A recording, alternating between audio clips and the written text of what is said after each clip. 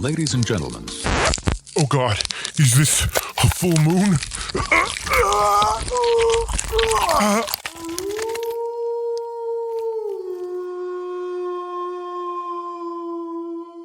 If you worked at it, you really could be attractive. I'm like, hey, man. I think it was one of the first horror movies I put on our list, and just watching it again, I was just like, I made a mistake. And Jesse Eisenberg's name popped up. Jesse Eisenberg? No! Who did you think played the brother? Makes out with Jimmy for no reason. Jimmy didn't earn that kiss. He did. Where we're going, you don't need us. Here's the 4th annual Forgotten Horror. Boo. Take it or leave it. Hello, I'm Mike Butler. And I'm Mike Field. And you're now entering the house of the devil, the apartment of the damned, and the shanty town of lost souls. Welcome to the 4th annual Forgotten Horror. Each episode will discuss a film that was forgotten by audiences. Perhaps they were too busy running from the ghosts of murdered children. Maybe they were bitten by a strange creature and like to howl at the moon. Or maybe they're being terrorized by an ancient wooden fetish doll. We'll discuss what we love about the movie or maybe don't love about it, but we'll always recommend you revisit it. If you dare. If you're not getting sucked into an event horizon and ripping out your skin from your face, we want to hear from you. We're on Instagram and Facebook. Find us, or we'll find you. Our podcast is available on all platforms for your listening displeasure. It's almost... All right. You good? You good now? I'm good. It's the most wonderful time of the year for you, Butler. Forgotten Horror season. I'm interested. I got all new openings I get to make. Oh, that's true. That's true. While we were recording this in the first week of September, this is probably the second week of October for people who are listening to us now. Wow, our cushion is almost gone again. What are we doing this week, Butler? We are doing the 2005 classic Cursed. One could say the cursed film, Cursed. That's true, yes. Oh, zing. In Los Angeles, siblings Ellie and Jimmy come across an accident on Mulholland Drive. As they try to help a woman caught in the wreckage, a ferocious creature attacks them, devouring the woman and scratching the terrified siblings. They slowly discover that the creature was a werewolf, not so slowly, and that they have fallen victim to a deadly curse. Now that they have been sliced by werewolf's claws, they will be transformed into werewolves themselves. I mean, the movie's super flawed, so the synopsis is just doing its best there. A lot of my notes, and I'm sure a lot of your notes, are a lot of the behind the scenes for this movie. So I don't know how we're gonna be like. This movie got murdered by the Weinsteins. Oh, it did. Absolutely. Well, Bob Weinstein, to be specific. Yes. So the movie's called Cursed. It has a runtime of 97 minutes, rated PG-13. Had a production budget of $38 million. Then I found that it was $75 million, but then I read it was more like $90 to $100 million. And that's probably because of all the reshoots. Yeah, they reshot the movie. There's 3 separate reshoots. 3 times. Yeah. They pretty much redid the entire film, the first reshoot. Then they changed stuff again in the second reshoot. So the first reshoot was 40 days of production. The second reshoot was 20 days of production. And then the third reshoot was 10 days of production. It's ridiculous. Yeah. Its release date was February 25th, 2005. That was a Friday. Its opening weekend, it did $9.6 million. Domestic 19.3, international 10.3, and that gives you a worldwide total of $29.6 million. Womp, womp. Production company is Dimension Films, Outer Banks Entertainment, and Craven Madalena Films, and they're distributed by Miramax Films in the United States, and I think it was distributed internationally by a bunch of different people. It came out on the 25th of February, like I said, up against in a wide release Man of the House, the Tommy Lee Jones and the Texas Cheerleader movie, which is I actually kind of like that movie. I don't think I've ever seen that one. I probably saw it that weekend too, because what's funny about well, we'll get into it. Also that weekend you had Diary of a Mad Black Woman, as the Tyler Perry film. That is one of the few Tyler Perry films I've seen. Interesting. March 4th, the week after, you had Be Cool, the kind of sequel to I'm blanking on the name. Shorty? Get Shorty. Yep. I've always wanted to see. I never did see Be Cool. It's not as good as Get Shorty, and that's what I remember, but I don't remember why I didn't like it other than that. So, but I know I wasn't a big fan of it. Get Shorty's good. I think Get Shorty's on great. our list.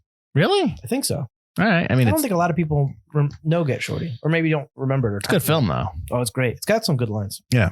You also had The Pacifier that weekend and The Jacket. The Pacifier is with Vin Diesel, which actually I thought that's where he was going, those type of films after he did it. But I guess he kind of went back to I haven't seen that, but Elise saw it. She actually wants It's to see okay. it. She thinks it's kind of funny. It's not bad. Yeah. I liked it, but it's just like he just did. That's the only type of film he did like I that. don't do funny movies like that. I was like The Rock had that brief period where he did like The Tooth Fairy and movies like that. And then he kind of went, He did one for the studios, and then he got to do what he wanted to do. Yeah. On the 18th of February, in a wide release, this is the week before yet, Because of Winn-Dixie, Constantine, which is a movie we did, Son of the Mask, and limited release Downfall.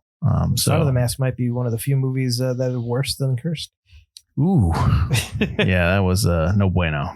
This film is directed by the late Wes Craven. We lost Wes Craven in 2015. He has done such movies as A Nightmare on Elm Street. I don't know if you've ever heard of that. The Scream 1 through 4 movies. The Hills Have Eyes, which is one of his first films, if not the first. Swamp Thing and The Serpent and the Rainbow. Written by Kevin Williamson, who did the original Scream. He did I Know What You Did Last Summer, for the movie The Faculty. He's also responsible for the TV show The Vampire Diaries, and of course the TV show Dawson's Creek. Here it comes. Oh, I thought you were going to keep going. I don't want to wait. You don't know the rest of it? For our lives to be. There we go. You also had cinematographer was Robert McLaughlin, who has done Final Destination, the 2006 Black Christmas, some Game of Thrones episodes, Ray Donovan episodes, and the upcoming American Gigolo TV show with John Bernthal. Composer was Marco Beltrami, who was nominated for 2 Oscars, one for The Hurt Locker and the other for 3:10 to Yuma, which was a movie that we did. He's also done the Fear Street trilogy that is on Netflix. Edited by Patrick Lussier and Lisa Mosden. Patrick has done Drive Angry. He's actually the writer and director of that as well. He's also done Apollo 18 and the movie Trick, where he's the writer-director of the movie Trick. And Mazen is the assistant editor on Breakdown, a movie we did, Mimic, and a movie we did that was on HBO, Citizen X.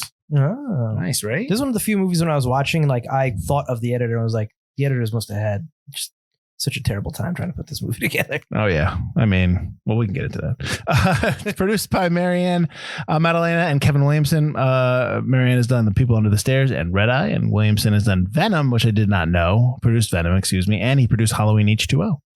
This movie stars Christina Ricci as Ellie from the TV show Yellow Jackets. She's also in Speed Racer, Sleepy Hollow. Everyone probably knows her from The Addams Family, but she's also in the show on Netflix Wednesday. She's got a credit in that. I don't know if she's in the whole. I believe. Is she like in the whole episode show, or she just got a cameo? I think she's just got a cameo. Okay. All right. What is she going to be like? Reminds me of someone. She's going to do something stupid like that? There were talks of her playing Morticia Adams at one point, which would have been interesting. I actually think what's her face? Because the Catherine Zeta-Jones looks really good as Morticia. Oh no, she does. I was glad when they cast her. I was like, okay. I am interested to see how Luis Guzman will do as Gomez. Yeah, we'll see. Jesse Eisenberg, a Butler favorite, plays Jimmy. I didn't know this was an Eisenberg film, man. It is called Curse. Oh, Jesse, I have no problem with you. Butler has a problem with you. People have a problem with that. He's known as not a very nice guy. Oh, well then, if you're not a very nice guy, that's not really cool, man. He was nominated for an Oscar for The Social Network. He's also in Zombieland, Now You See Me, and Batman vs. Superman. He plays Lex Luthor. He is Ellie. Ding, ding. Ellie and Jimmy are brother and sister. Joshua Jackson as Jake. He's in the TV show The Affair. Also the Fringe, not The Fringe, Fringe, the TV show, and a more recent TV show, Dr. Death. But of course, he's also Pacey from Dawson's Creek. Judy Greer as Joni. She's in 13 Going on 30. She's actually in Halloween Kills. She's Jurassic World and the TV show Archer. Michael Rosenbaum as Kyle from the TV show Smallville. I'm pretty sure he's wearing a wig in this film. Oh, yeah. This was during Smallville. So, yeah, absolutely. He's also in the movie Sorority Boys, which is actually a movie I like. And he's also... That is on our list. I know I like that movie. He's also... he's got his own podcast, which is pretty good. Very successful podcast. I've seen a couple clips on YouTube. It's very, I guess, authentic. Like, just in terms of the conversations they have. I think it's pretty good. Portia de Rossi is Zella, who's in the TV show Arrested Development. Ally McBeal and Scandal. Those are all TV shows as well. She plays the psychic. The gypsy psychic. Gypsy psychic, but the gypsy part's fake. Blame my mother. Exactly. And then you had a couple, not only cameos, but smaller parts. You had Shannon Elizabeth in there as Becky, who's one of the people that gets killed. Obviously from American Pie. Nick Offerman pops up there as officer from obviously Parks and Rec. Scott Baio playing himself, I was like, oh, Scott Baio. Oh, Scott Baio. And it took me the whole movie, Butler, to figure out that his publicist is Judy Greer. Her name is Joni. It took me the whole movie to figure out why she was Joni, because Joni and Chachi. Oh. Yeah, you didn't even know? Yeah. I didn't even get I was just like sitting there going, oh, that's why her name is Joni. For those who don't know, Scott Baio played Chachi on Happy Days. I would hope people know that. It's a TV show back in the day. Craig Kilborn plays himself.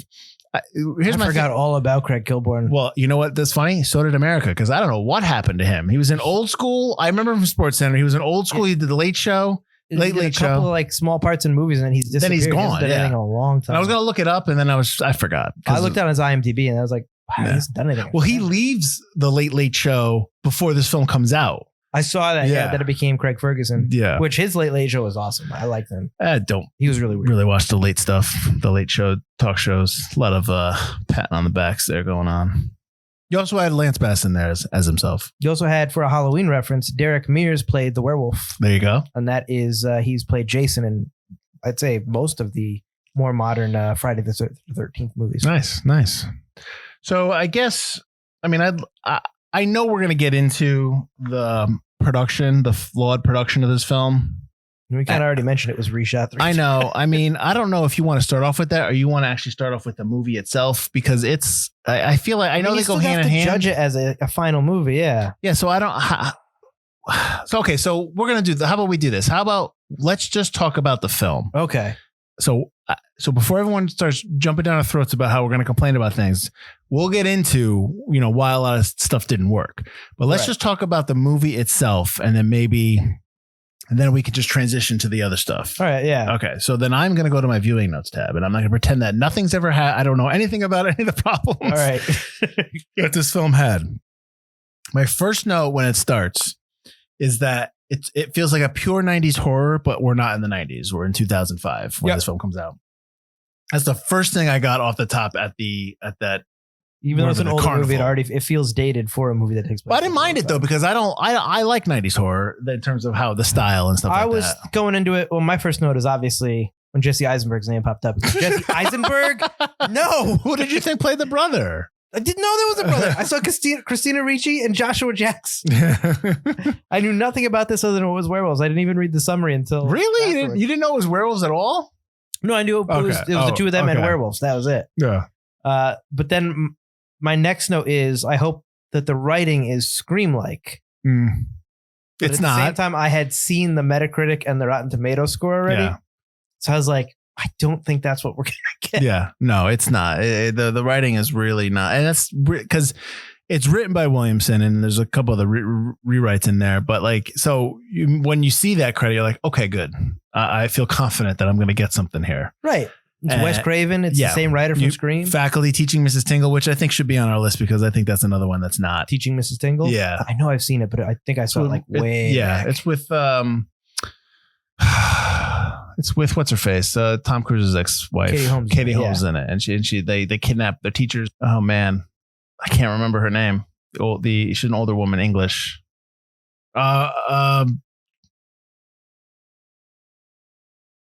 She's in Fast and Furious.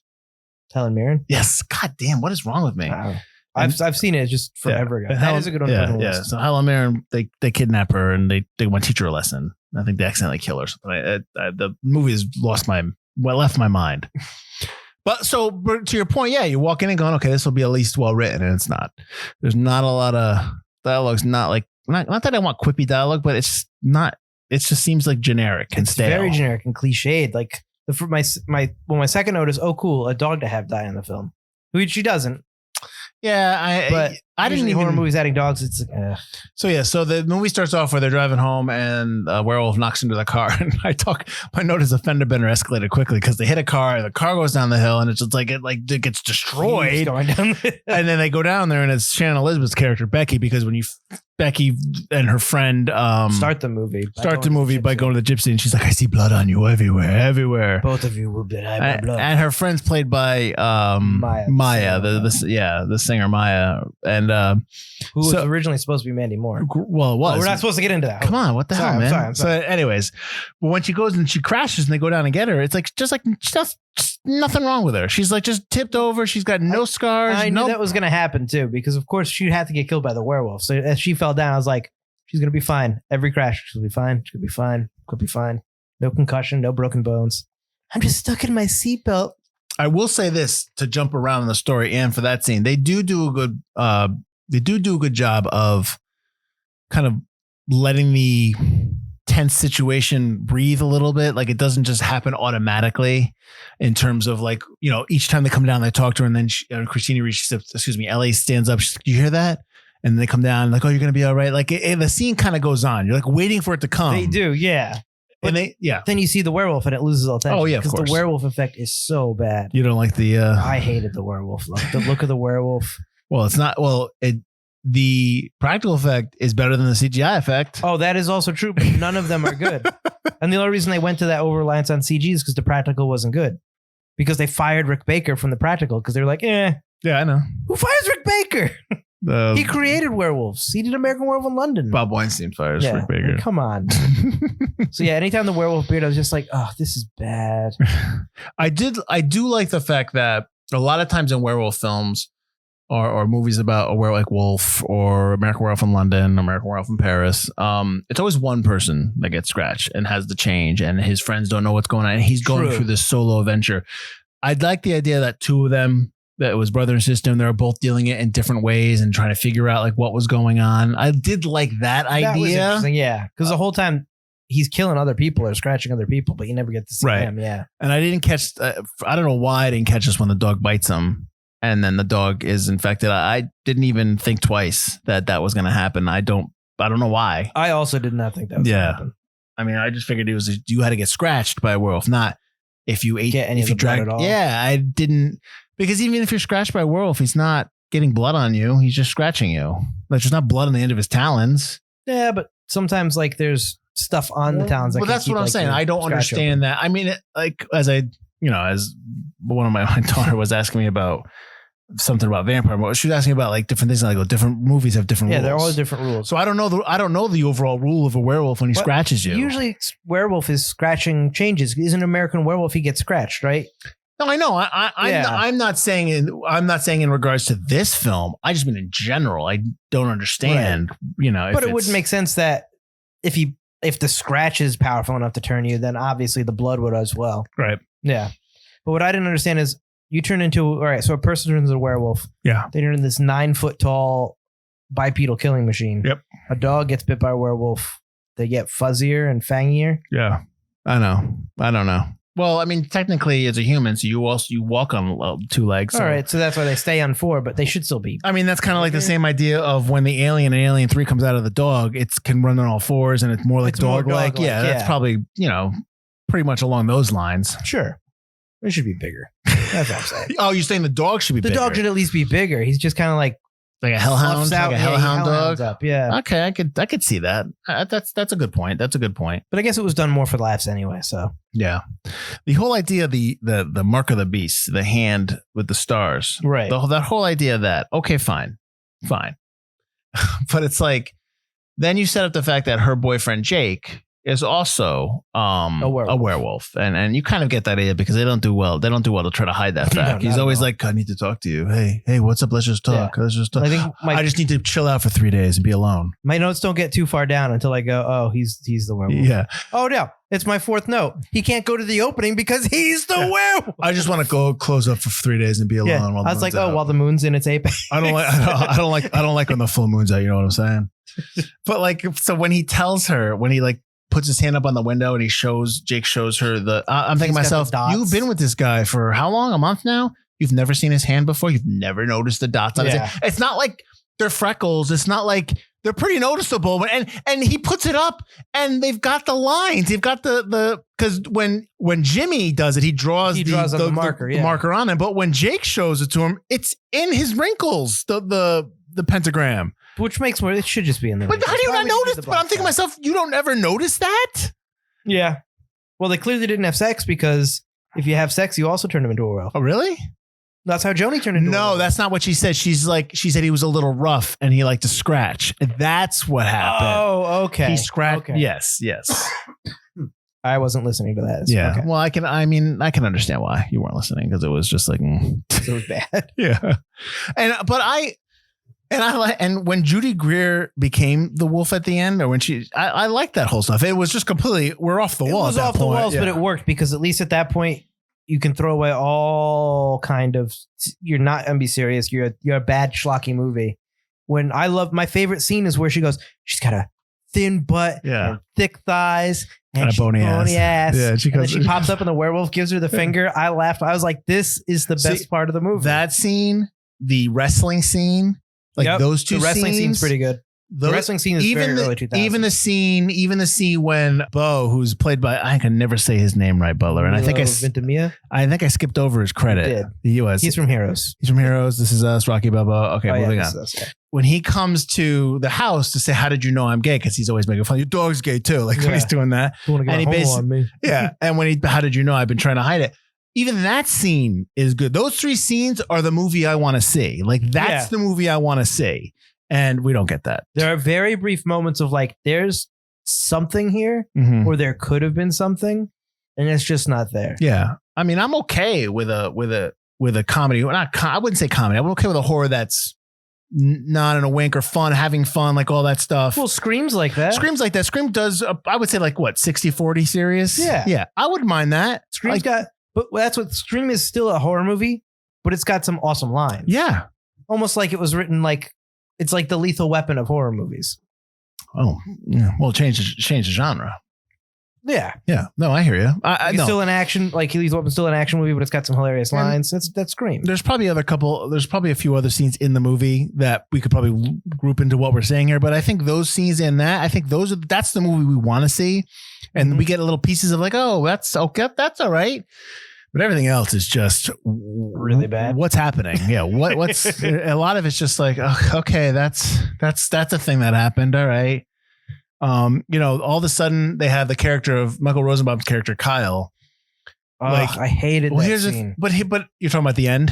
The scene at the end. Yeah. I assume that's what you're talking about. I don't mind him getting pulled up by a set. I thought that was interesting. Problem is that the entire movie he's set up as a decent dude. Like, hey. And then all of a sudden, just for the sake of, we're going to throw some shadow on him. When he sees her, hey, what are you doing here? Yeah, he acts all weird for no reason. Yeah. It's like, he's clearly not the vampire. Yeah. And he's got all his clothes on. You mean werewolf? But I got you. Yeah. He's clearly not the werewolf. He's got all his clothes on, which he couldn't have put on. Like, he's not the werewolf. Yeah. They're trying to play that like, oh, is he? Could he be? Yeah. That was just completely, and then the ending. There was someone in here. I think it was a dog or something. And then the ending. So the ending happens, and they do kill what's her face, Joni. They kill Joni. They think that she's the one that started. She's the one that scratched them. So they're good to go. They're done. Right. You go home, and clearly they're not done because you can see they're starting to change again. They don't understand. They're trying to fight it, blah, blah, blah. Jake shows up, and then you realize that Jake's the one. Jake's the bad guy. But he comes home. But what's the plan here for Jake? So that was my thing. Like, okay, Jake, what's your plan? You're going to be with me. I want you to be with me, but I'm going to kick your ass and ridicule you. Forget it. I'm just going to kill you. Like that was like, mine was like, wait, now you're deciding you're going to kill her? Yeah. It's like, come on, I want to show you things. Well, you can stay with your brother. Your brother's a loser. You're a loser. There's only one alpha. I'm going to kill him. Don't worry. Now I'm going to kill you. Yeah. It was just completely like... It's also completely out of nowhere because he already showed like he was the werewolf. He could control it. He didn't want to change. Yeah. Then the scene with Joni, he's not trying to hide. He's not trying to like hide from Joni who he is anymore. So like he could have just out and out been the bad guy. Right. It's just completely out of character. It's a completely 180 turn for who he was. Right. And I know we're going to get into like why after this, but it just, the ending made me so mad. It's like none of this makes sense. It's so stupid. Yeah. And if I saw that, I have a note that said, if I see that serving spoon one more fucking time. But then the whole thing about stainless steel, if I grab this thing, it won't affect me. And stainless steel. Yeah, it's silver, right? Yeah. And it's just like, so she lied? So she didn't lie? She didn't know? Did she not know what she bought? Did she get ripped off? I think she didn't know it was silver. So I think she's dumb? Didn't know it was silver. So when she bought it, she didn't check? My note is, you'd know it was silver. Silver is very expensive. So like, I want when she grabs it and she's like, see, I would know. And then I want like a flashback to 5 years earlier When they when bought she's at the buying store. it, and she's like, "That's silver, right?" And the person's like, "Yeah, I think it is." And then they're like, she gives a wink to like her friend. Yeah, we ripped her off. And like it comes back. Like, I want that. I want that. Here's the other thing too. They kill Jake, cut off his head, and he burns up in the flames. Why didn't that happen to Joni? Yep. Well, why is he so special? And then I thought, He's the alpha. so the house is going to burn down? Oh, no, wait. No, it's very controlled fire. Yeah, it's a controlled burn. Although when it's Jake not controlled dies. because it goes everywhere. Don't mind a line at the end. Don't mind me. I'm just going to clean up. And then for no reason, Bo goes and gets his girlfriend. Yeah. I mean, obviously now he told her. He says he told her. He's gay. She goes and just makes out with Jimmy for no reason. Jimmy didn't earn that kiss. He didn't. He did. She doesn't know that they were werewolves. B, Jimmy's a little pussy who didn't do anything and stayed a puss the entire movie. Well, the only thing he did was wrestle the kid. No, it's funny too because when he gets cut by the werewolf and he starts turning into a werewolf, not only does he get those heightened sexuality senses and everything, but also his hair goes straight. He gets He gets a wig. Spikes. He gets a wig. It's Hey, just like, I spiked my hair. Come on. Like your hair is like, you would need to actually straighten your hair every day to get that look. It's so stupid. Yeah, it is so stupid. So now we're going to stop pretending like we don't know what was wrong with this movie. Let's tell you why it was so stupid. I mean, I have tons of facts here, and we talked about it already that this movie had reshoots. So this film was, like we said before, it had 3 different reshoots. It was plagued with production problems and script issues. It was delayed for a year. They shot 90% of this film. They shot it and they were done. And Bob Weinstein didn't like it, and they made everyone go back and reshoot it to the point where there were different actors in this film before they, even when they had to recast people, they had to cut people out. Skeet Ulrich just dropped out. He had to drop out of the film, and he shot the 90% of the movie. The original premise of this film is that the accident happens, and it's actually the person in the car is not Shannon Elizabeth's character, Becky. It's actually Skeet Ulrich's character, and he plays this like burnout son of a billionaire who played by James Brolin. James Brolin. They all 3 of them get attacked, and they all start changing. It's different. Like what's happening. No sister and brother. They're not a sister and brother. Ellie and Jimmy are not related. They're in another car. It's a 3-car accident. Yep. And immediately I read that and I'm like, that's a better movie. Original plot line had 3 strangers brought together by a car accident in Hollywood Hills, attacked by a werewolf, and it was Ellie, Vince Winston, who's Skeet Ulrich's character, and Jimmy Myers, who's Eisenberg. And then when they rewrote it, they changed everything, and obviously what they changed is what they changed. And Jimmy became siblings. Skeet Ulrich just dropped out because he's like, didn't like how they changed. They were making him into Jake. Yes. And he was like, no, I'm not doing that. Yeah. So they had to recast Jake. They had, it wasn't just Scott Baio who was in it. It was also Corey Feldman. Or Scott Baio came in after. It was more than just Corey Feldman too. Yeah. Wasn't it like 3 or 4 different? Well, Portia de Rossi's part was played by Ileana Douglas, and then she backed out. Heather Langenkamp was in it. Scott Foley was in it. Omar Epps was in this. Robert Forster was in this. Like there were like tons of people in this film, and they couldn't do it anymore because they changed everything. It's just, it's mind boggling. Like this is complete. Like this would bother me. Like if I knew this, if I was a big Wes Craven fan and I knew this movie was coming out and then I knew everything that happened, all this stuff prior to that, I wouldn't go see this film. I would not go see this film. Did you see how much it made? Not a lot. It had the makings. It has the bones of a decent movie. And they messed it up. Yeah. So bad. And then not even after they reshot it that second time, even though the original ending tested really high with audiences, actually the highest, where Jake goes, listen, I'm the responsible for all this. I can't take it anymore. Kill me. In a really like serious, heartfelt scene, he has Ellie kill him because he realizes he's just got to end this all. Right. Which absolutely fits better with his character. And after I read that with the crap ending we got, I was like, yes, that's the ending it should have been. Right. Bob Weinstein went in and went, I like my ending better. Even though his ending didn't score well with test audiences. Well, he produced it, so he gets what he wants. Because he's an asshole. Yeah. And so they change it to make absolutely no sense. Right. Right. And not even that, too. like Craven was 10 days from shooting another movie. He wrote and he was going to do a remake of this movie called Pulse, which was, I believe, was a Japanese horror film. And he was 10 days from production. Yep. Not pre. Everything was ready to go. Everybody was cast. He was ready to go. And Weinstein pulled the movie and pushed Craven to do Cursed. And Craven didn't want to do it because he was upset. And he doubled his rate.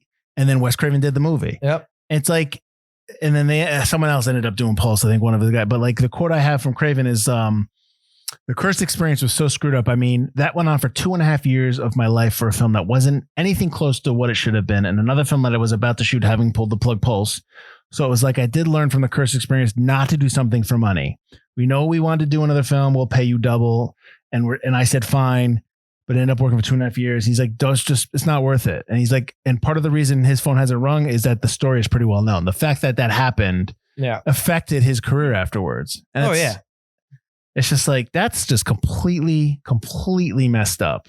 Completely messed up. And the Pulse we got isn't even the Pulse that Craven wrote, because his script was completely written. Just you're 10 days from you're 10 days ready to rock and roll to go. And they're like, nah, screw you. We're not doing this movie. You're going to do this werewolf film. Do it. And had they not reshot the film a trillion times, he probably still could have done Pulse. Yeah. Well, you talked about the editor. The note I had about the editor was that they splice scenes in. No. Like he came on to work on. He was overseeing reshoots for Darkness Falls during post production. And he was supposed to come on to Cursed and only work for like 6 weeks. He ended up working on the film for 19 months. So he was only coming on he only come for a little bit. Like it's mind boggling, but yet it's not mind boggling because it's Hollywood. It's just ridiculous. And you were talking about Rick Baker. Like he did the werewolf effects for the original version, and they were actually in the middle of doing the transformation effects. They had everything set up, and Weinstein was dropping it, and he was like, "Listen, if you keep my guys on, it will be able to be ready for the transformation scene. But if you cut us loose, we're going to start from scratch. And that's just going to be way too much." Right. And Weinstein was like, nah, forget it. You're done. And then they scrapped it and they went everything straight to special effects and CGI, which is not good. They didn't go straight to CGI. Well, they mixed it. They went to another production house to try to make them, and they couldn't make it anywhere near as good as Rick Baker, which you can tell in the parking garage scene when you first see the werewolf, the close-ups, just the way it moves and the way its eyes are lifeless. It looks like something you'd go into like Spirit Halloween and see like moving around. It looks bad. And that parking garage scene was supposed to open the film. The film is supposed to open where if you remember in the movie, Ellie attends this rooftop party with the PETA rooftop party. PETA rooftop party, that section is from the original shoot, but the original shoot, that whole party starts off the movie, and Mandy Moore goes into the parking garage after the party, and that whole scene is supposed to be the opening of Curse. So the whole scene where she's chased, and I don't know if it's straight into the way it goes into the elevator and all that stuff, right? But that whole scene was supposed to be the opening of the film, and then the movie would kick off. Not what we got. Not what I can't even remember how it opened. It opens with the gypsy lady. Yeah, it opens with the fair. Dumb. Just gonna be bloody. Even that scene. So that scene, like, because Becky is supposed to be looking for Vince. Because they had it was Shannon Elizabeth and Skeet Ulrich were in that scene together.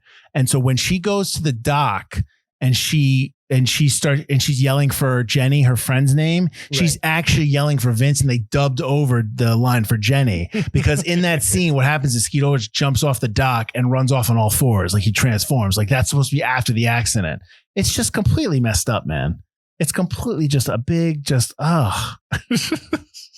There's also scenes in the dream sequence when Jake meets Ellie when he first suddenly breaks into her house. I love that. I didn't mean to, movie. My note there for that was, I'm so sorry. I didn't mean to scare you by leaving your front door wide open. Yeah. There's just a key under the mat, so I figured I'd just let myself. So I left it open and I let all the leaves come in the house. I hid from the door, and then I came in after. Yeah, I purposely, I could hear you because it's not a big house, but I purposely went around the long way because I wanted to come up. Come on. But when she's hugging him, and then all of a sudden you see her quote unquote bite him, but she doesn't really bite him because she's freaking out, I guess. Well, it's a dream, but she rips off half his neck. A lot of the shots, and all that blood that comes out. a lot of the quick shots in that are shots from the original edit. Because they were just like, we got this shit. Let's put it in there. Well, what? No. That the note I had was that dream sequence was directed by Joel Sosin, who does Pulse 2 and Pulse 3.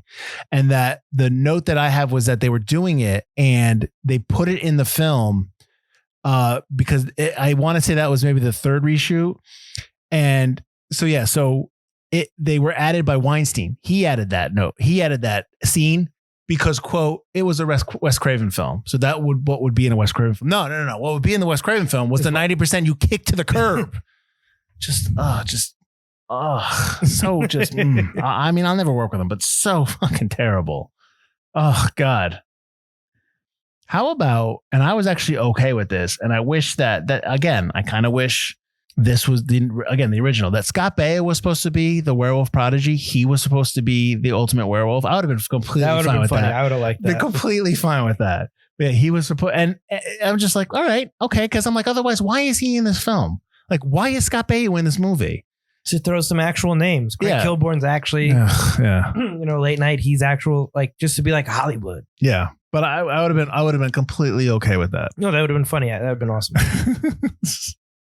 So the original release date was August 8th, 2003. And then the second release date was February 13th, 2004. Because this movie shot, its first shooting weekend was March 17th, 2003 to June 2003. And they were going to be ready for, I don't know how they're going to be ready for August, for 2 months of edit. So that probably shot. You said 40 days for the first year. Yeah. And then the second reshoot after that was November 2003 to February 2004, which is probably where see again, second release date is February 13th. Like, I don't get that. Like, it just keeps getting pushed back. It just off the wall. And I mentioned before that Kevin Williamson wrote it, but it actually I talked about how it had rewrites. So Sean Hood, who wrote 2011's Conan the Barbarian, and Tony Gayton, who did Hell on Wheels, a TV show, did rewrites on the script as well. And there are rewrites that were done by Scott Nimfro, who's done I think I said his name right, who's done Pushing Daisies, a TV show. He was brought on to do reshoots during the reshoots just to write some scenes.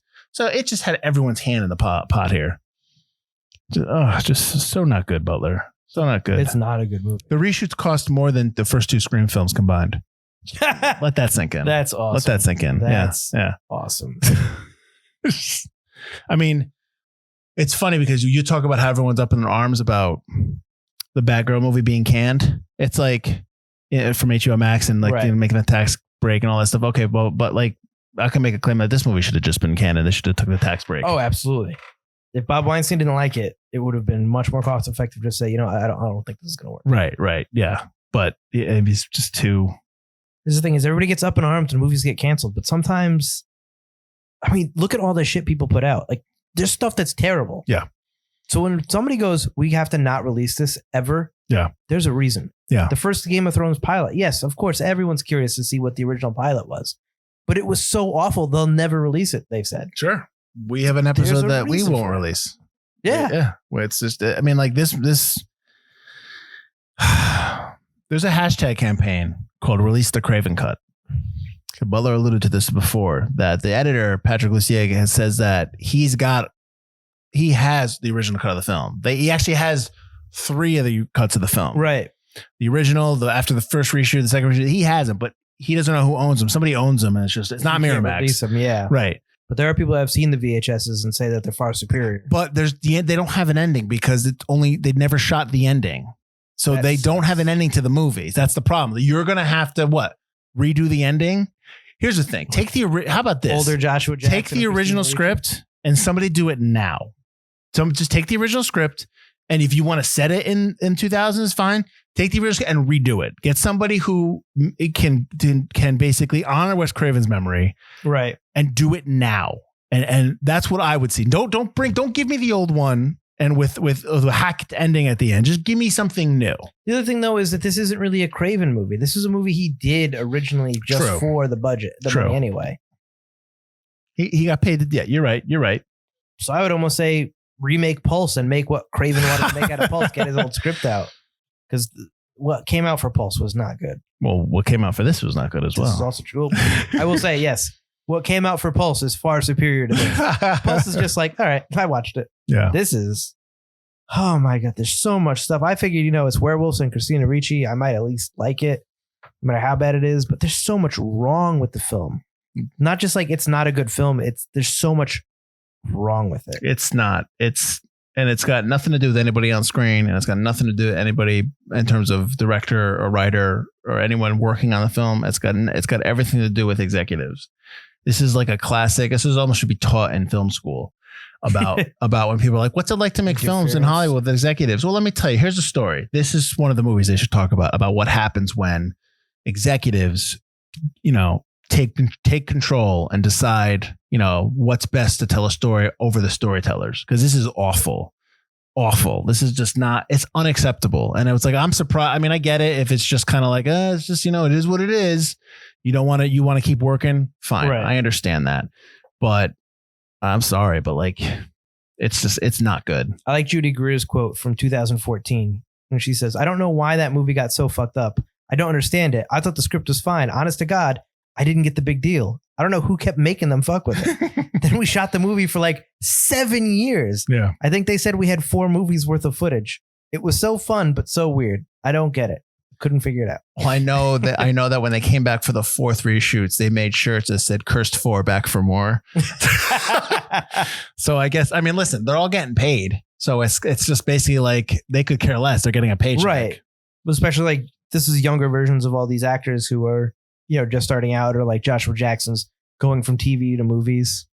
Well, he's had quite a career on TV though. Between Fringe and The Affair. And right. He's had a really good career on TV. So I'm saying, like right after Dawson's, he tried to kind of segue into film. Of course, yeah, that's what everyone does.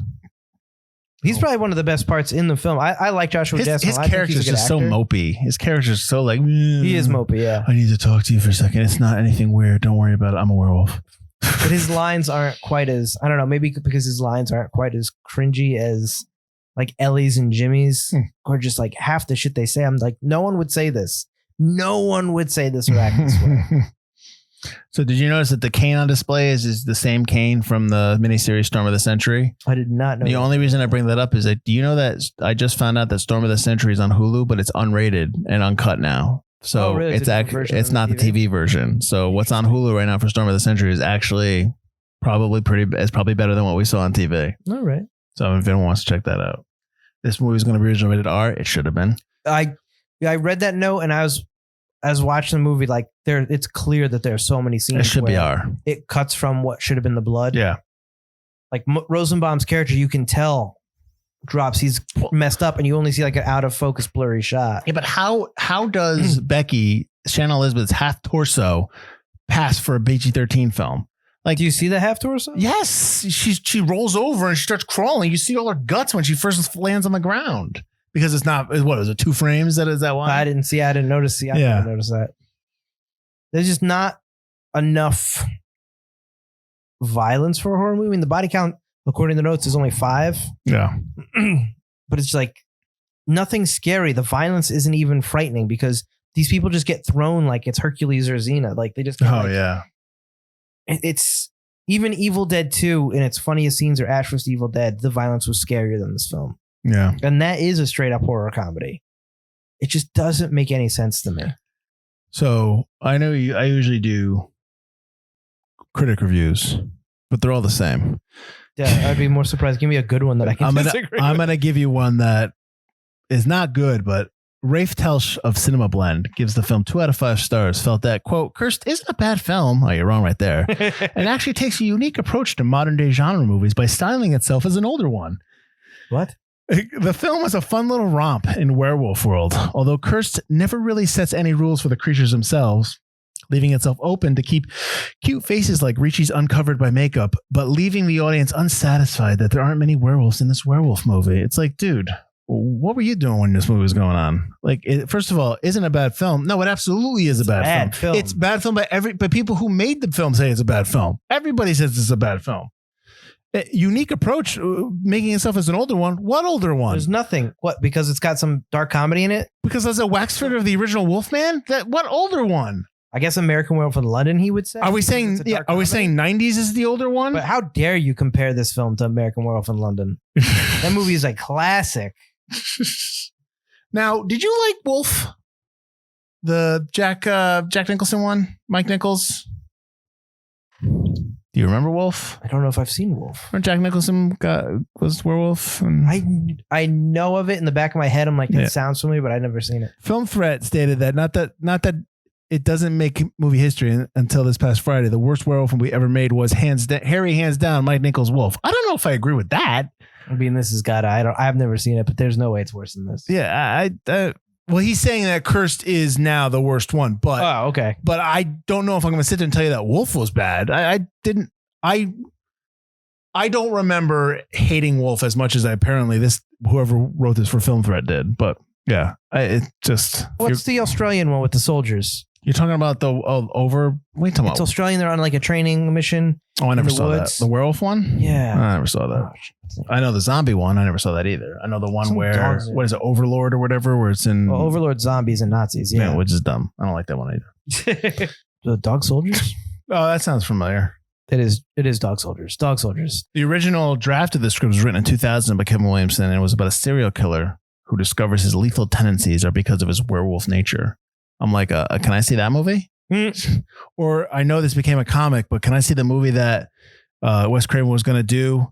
Oh, I saw that. He was in the 90s. Yeah, it was called Bad Moon Rising, and it was written by Scott Rosenberg, who wrote Con Air, and it was about a biker gang made of Vietnam War veterans who were also werewolves, and they attack small town after local citizens start messing with them.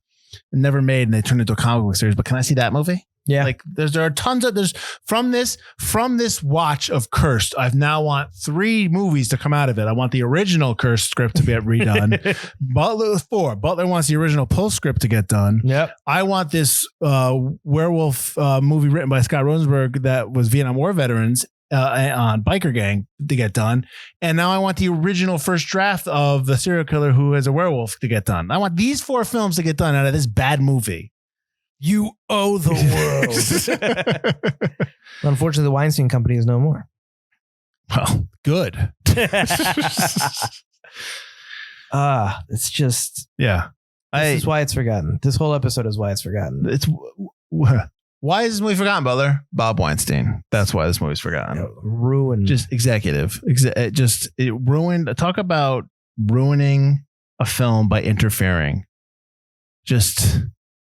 It's bad. Again, like I said before, it's mind-boggling, but yet again, it's not mind-boggling because it's Hollywood, and that's what happens. I just don't understand. They always go, test audience didn't like the original. No, who cares what focus group and test audience thinks? But that's the thing. It's like if that's your goal, you want to make money, you do what the test audience thinks, right? The test audience liked the original version better, and then he still went, nah, I like my version. What do I? Like I should say this. I understand focus groups and test audiences. I understand an executive's role in trying to sell a script. I get that.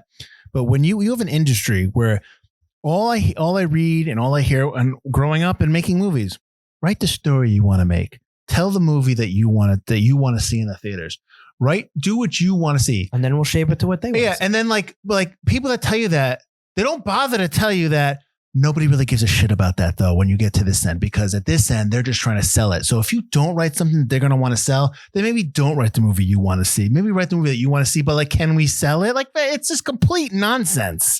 So the real lesson is, if you want to make movies that you want to make, then you need to make sure that you get with the people that understand how to tell stories and how to sell stories, and you control from production to financing to distribution and to home sales. If you create that group of people together and everyone knows what they got to do, and you're in the business of telling stories, and what I'm saying is not pie in the sky, because it's done by people. It's done by organizations like A24 and even Blumhouse, because Blumhouse knows what they're doing. This happens. So this idea that this can't happen, it can happen. It's not right. Absolutely write the story you want to be told, but make sure that you're putting it in the hands of people that understand that. I think the other thing is, Bob Weinstein tried to think he was Wes Craven. This is a Wes Craven. This is that. Listen, they've had hits. He's working with Wes Craven. They've had hits, and they've created stuff by interfering. Like, that's what they do, and that was their model. And they had a couple hits because of that. And it does help that the people that you first teamed up with are pretty talented people, like Quentin Tarantino and Kevin Smith and Robert Rodriguez, even Kevin Williamson, like these people that have the talent to overcome everything you throw at them. But that's a very limited portion of the people that work in that business.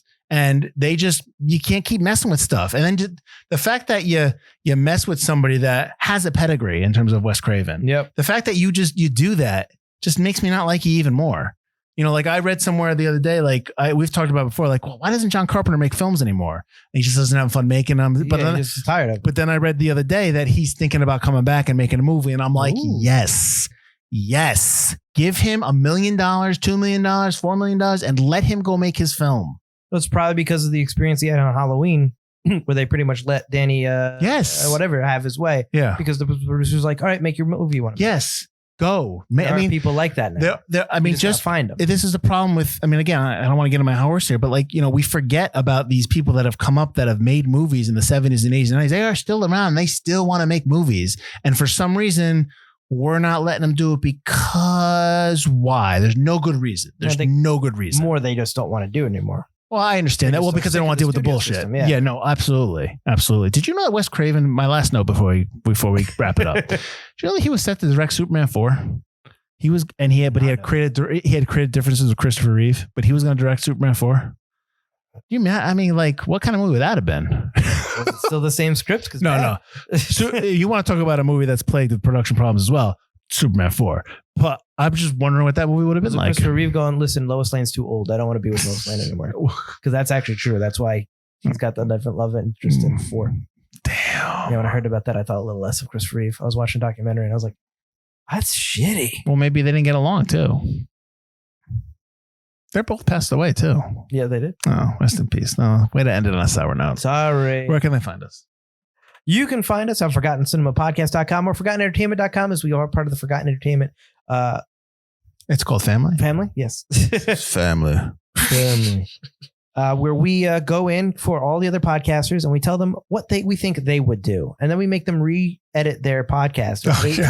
We have big time hands in everyone's podcast. We're like, listen, DC Animated, I don't think this is what DC Animated podcast would do. We're going to have you re-record your ending 3 times. We really don't do that. No, we do not. They're all great podcasts. Check them out along with all the other video content we got going on that website. And wherever you find podcasts, you can find us as well as on the lobby on Facebook. Join us for the discussion on what you think of Curse. If you think Curse is good, we're going to tell you that you're wrong. But why? Let us know why. If it's just that, hey, I like Christina Ricci, that's not a good enough reason. I get it. It's okay. But yeah, it's not good enough. No. And join us next week as Forgotten Horror continues with the English language, Spanish, Gothic, supernatural, psychological horror film. That's a lot of descriptions. The Others. That's right. We're doing The Others. So, yeah, that's it. Spanish language. That's what it said. English language, Spanish, Gothic, supernatural, psychological horror film. That's the description. My brain hurts. English language, Spanish, Gothic. My brain hurts. We're doing The Others next week. Okay, Forgotten Horror. I'm Mike Field. I'm Mike Butler. And this has been Forgotten Cinema. Nope. Forgotten Horror. There you go.